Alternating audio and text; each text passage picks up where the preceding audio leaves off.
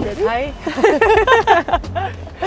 What is a typical day in Kelley O'Hara's life? Now that I'm done playing, waking up, eating some of my pancakes that I have every morning, and then I usually go work out, go swim, lift, and then honestly it's like business in the afternoon. Calls, meetings, podcast recordings, and then evenings like make dinner, hang out with my fiance, and relax. Very, very boring. No, it sounds awesome. What do you put in your pancakes?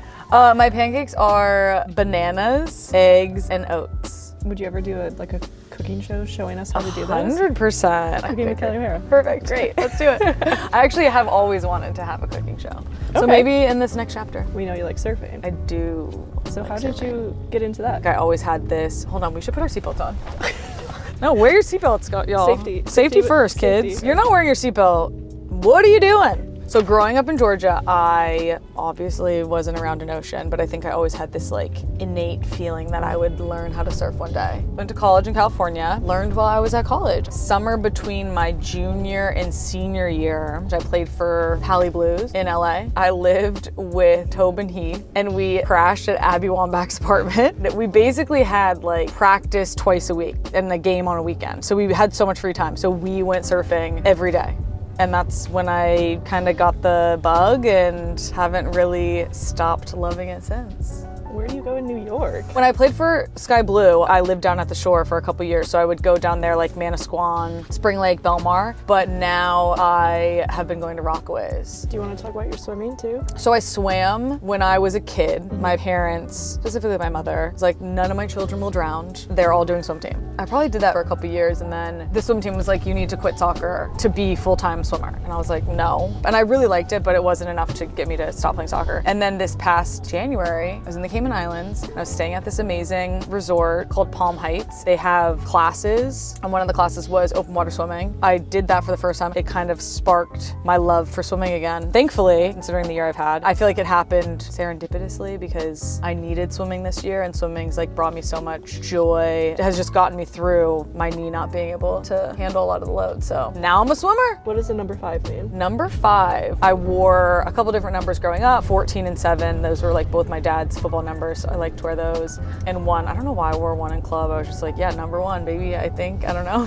And then in college, I wore 19 because my best friend and I both went to different schools to play, and we wanted to be the same number. With 5, it just got given to me. I replaced Lindsay Tarpley on the 2011 World Cup roster, and she was number 5. That was my number, and that was the number I wore in my first major tournament. After that, I was yeah, I like 5, and there's 5 people in my family. I don't know, it felt right. I like the number. How does it feel now that you're on this side of the touchline? Good, again, not the way that I thought my career would end at all. I think if I went back in time and found out this is how it ended, I'd be wow, interesting. I feel like I did everything I possibly could playing soccer. I got so much out of it. I really have a lot of gratitude and peace around everything that it was and it gave me, and now I'm ready for chapter 2, the next one. We're gonna do some rapid fire Okay. questions. Chocolate milk or regular milk? Chocolate milk. Shortboard or longboard? Ooh, shortboard. Best food in New York or New Jersey? Tough. Honestly, venti Italian sandwiches, Jersey City.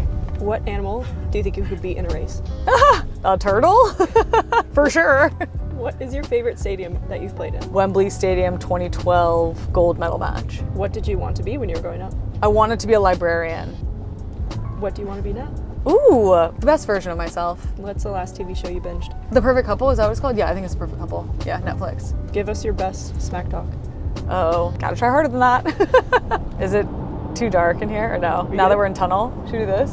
Does that even help? Okay, cut. We're in the tunnel. Bye. We're back.